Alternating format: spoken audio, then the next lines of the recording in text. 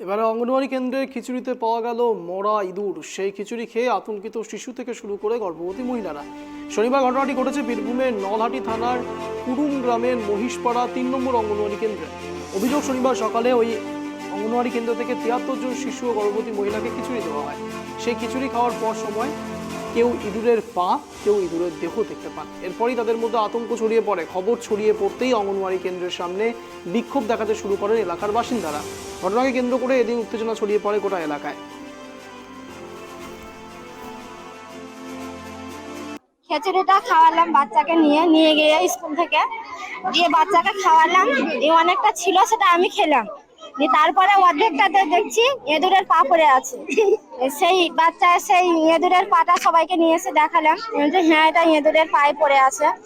দিয়ে এবার আমি ওটা দেখার পর গ্যাসের ট্যাবলেট খেয়ে নিয়েছিলাম আগেই, দিয়ে এটা অসুস্থ হয়ে যাওয়ার মতনই।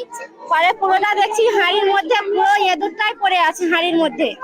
দিয়ে ওটা সবাইকে দেখালাম, ওটা অনেক বাচ্চা খেয়ে নিয়েছে, ওরা খেয়ে অসুস্থ হতে পারে ওই বাচ্চা সবাই। আপনার ভয় হচ্ছে?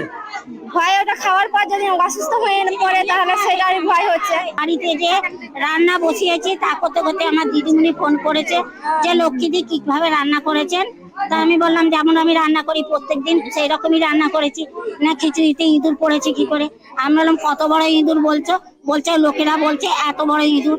আমি তখন বলছি যখন আমি মাদেরকে খাবার দিই তখন তো আমি হাতায় ইঁদুরটা দেখতে পেতাম, হাতাতে আমি তো কিছু দেখতে পাইনি অন্নপূর্ণা। তাহলে কি হয়েছে আমি জানি না, চলো সেন্টারে গিয়ে দেখবো। আমার বাড়ি মেহেরগ্রাম, আমি টোটো ধরে বাড়ি থেকে এসেছি। দেশে কি দেখলেন? এসেই দেখছি ইঁদুর এই ব্যাপার। কোথা থেকে এলো ইঁদুর তাহলে? সেইটাই আমারও বক্তব্য বলার, আপনি যেমনি দেখছেন আমিও তেমনি দেখছি। আপনি বলেন যে হাঁড়ির মধ্যে যদি রান্না করা হয় তাহলে একবার না একবার খিচুড়িটাতে দেখতে পাওয়া যাবে, ইঁদুরটাতে দেখতে পাওয়া যাবে। আমি কিন্তু চোখে দেখিনি, এখন বেরিয়েছে কোন ভাবে বেরোলো কি করে বেরোলো আমি বলতে পারছি না। আমি তর্কতেও নাই। এখন আমার দোষ যদি আপনি বলবেন আমার দোষ, যদি বলবেন এমনি দোষ তা দোষ। এখন আমি বলতে পারছি না যে ইঁদুরটা কোথা থেকে এলো। ওই খিচুড়ি কিন্তু আমিও খেয়েছি।